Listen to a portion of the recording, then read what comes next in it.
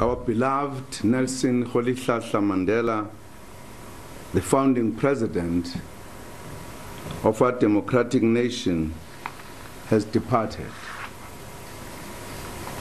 He passed on peacefully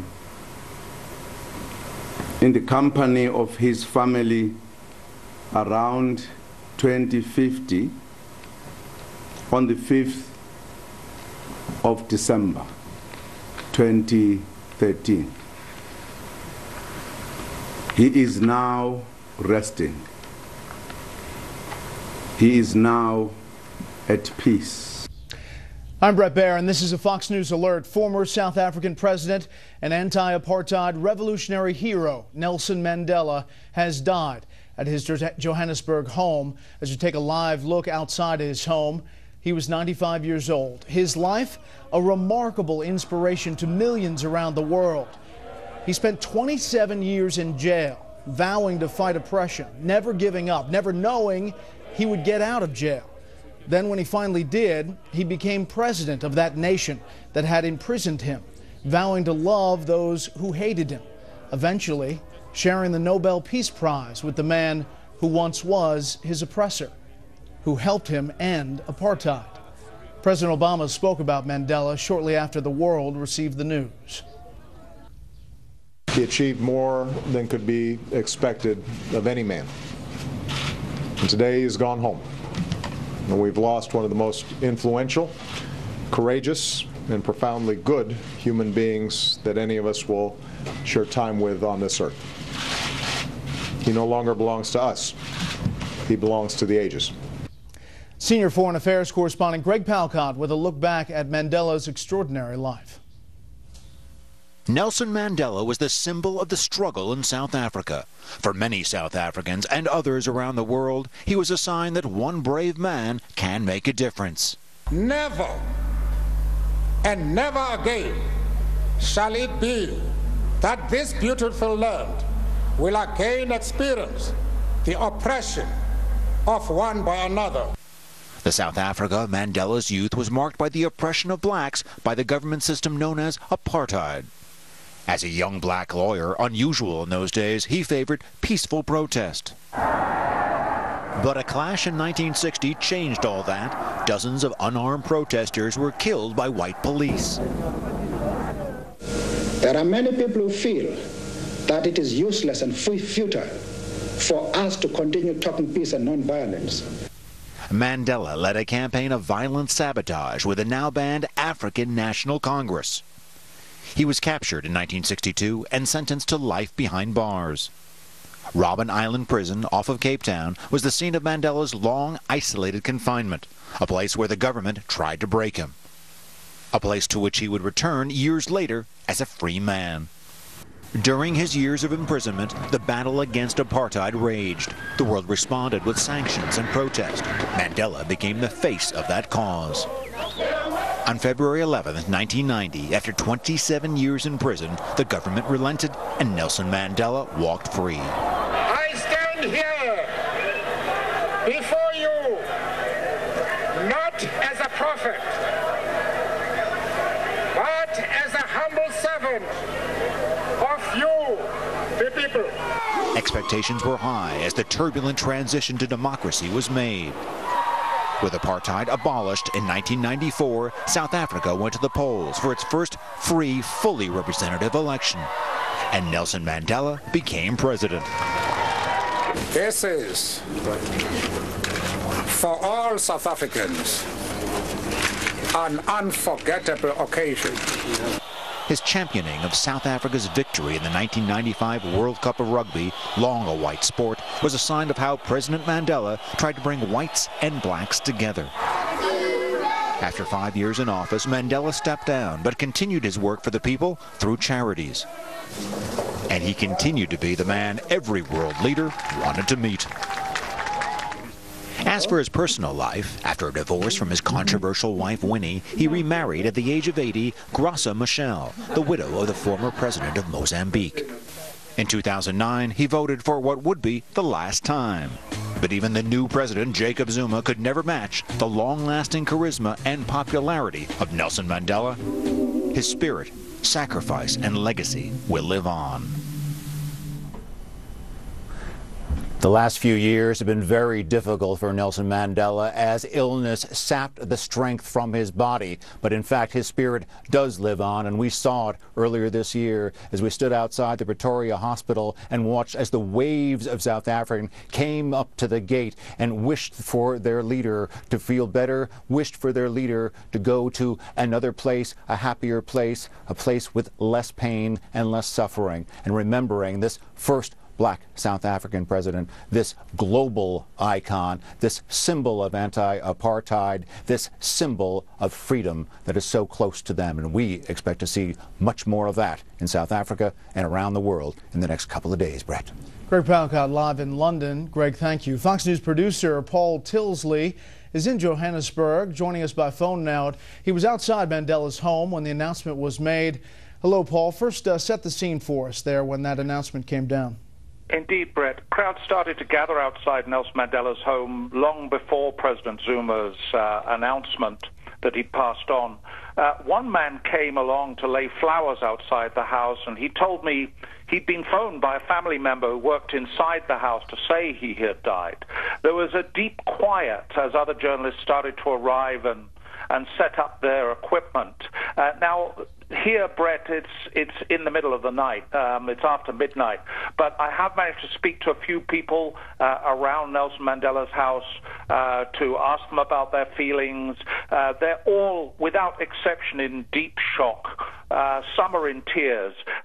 Everyone expected this here. He's been ill for a very long time, but no one here wanted it to happen, Brett.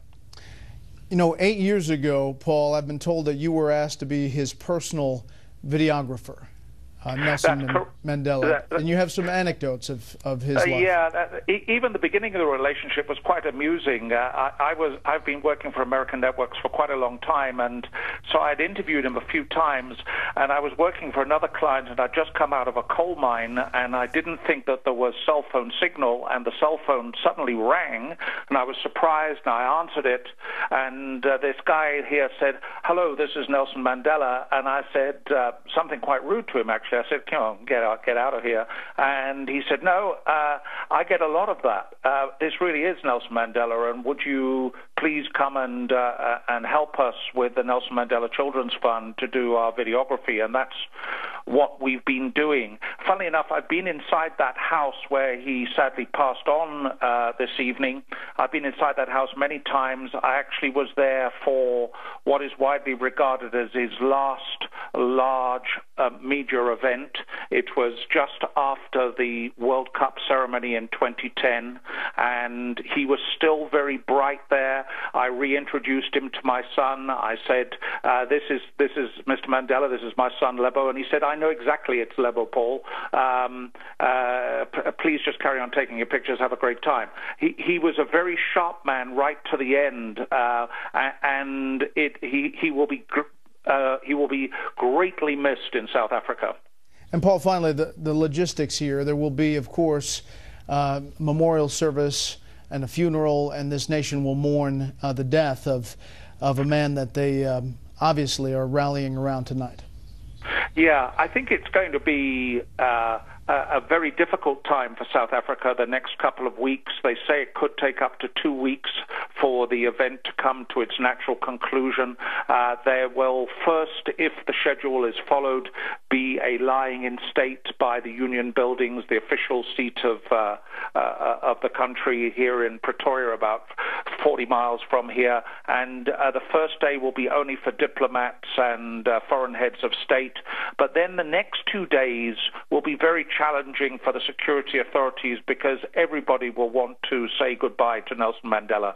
He will have a public lying in state for at least 2 days. He will then be flown, if they keep to the schedule, by military aircraft, accompanied by members of his family, to the place, the area around Kunu where he was born and where he grew up, as you know, and he will then be afforded a state funeral, and President Obama will come to that funeral, and there will be 2,000 to 3,000 people there in a temporary dome in that rural area, Brett. Paul Tilsley, Fox News producer in Johannesburg. Paul, thank you very much. Let's bring in our panel early tonight. Syndicated columnist George Will, Kirsten Powers, columnist for the Daily Beast, and syndicated columnist Charles Krauthammer. George, your thoughts on Nelson Mandela, his life and impact? Well, in the second half of the 20th century, in two nations, racial difficulties became racial crises, the United States and South Africa. And in both, amazingly, the moment called forth the man. In the United States was Martin Luther King, who had one great advantage that Mandela did not have. Martin Luther King could connect his aspirations to the vocabulary of the American public philosophy, the natural rights philosophy of the Declaration, in which he could say, our racial practices are discordant with our principles.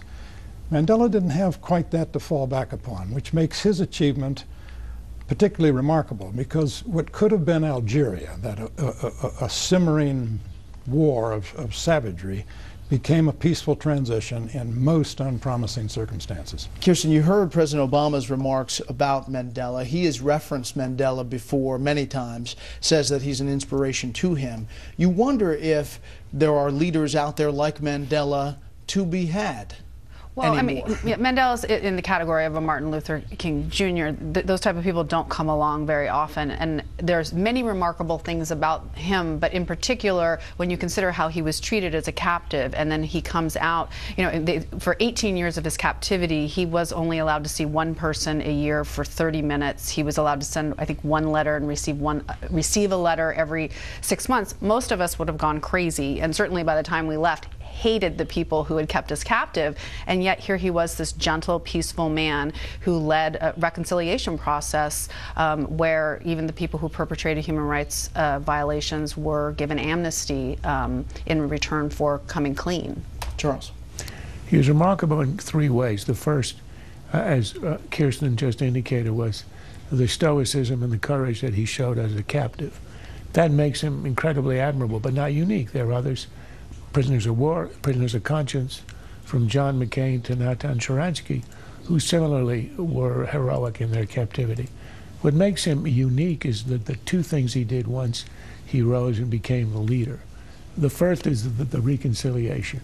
He preached no hatred of those who had oppressed, and the contrast that one might want to look at is Zimbabwe, which is a country that shows where South Africa could have gone, where the black leaders there who came to power made war on the whites and destroyed the country.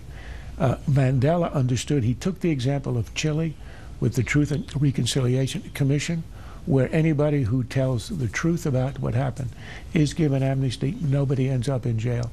And that was exactly the right answer. And the last thing he did, which is utterly remarkable, is after 5 years in office, he steps down. That's George Washington. That does not happen often in Africa or anywhere. He never took the power to his head. He never was intoxicated by it. And the example he set is extremely unusual and probably the most lasting that he will leave to his country. More with the panel, what impact Nelson Mandela had on the world, what impact here in the U.S., plus the Reverend Jesse Jackson after the break.